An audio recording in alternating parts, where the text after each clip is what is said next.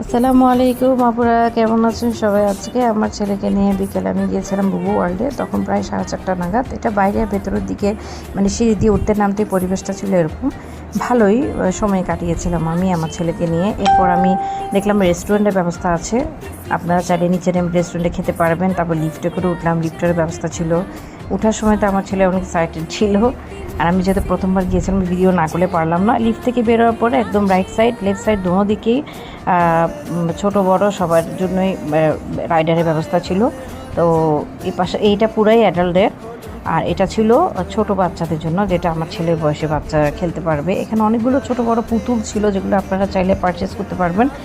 আমার ছেলে বাস্কেটবলও খেলে অনেক মজা পেল। সে বাস্কেটবলটা খেলেছে, এরপরে সে একটা হেলিকপ্টার ডিজাইনওয়ালা যে দেখতে পাচ্ছেন সেটা সে খেললো।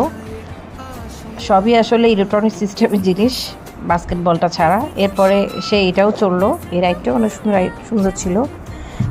এরপরে যে গাড়ির মতন একটা রাইডের মধ্যে সে বসলো, যেটাতে ওয়াটার গান দিয়ে মেবি ঠাস ঠাস করে গুলি মেরে সবগুলোকে করা হয়।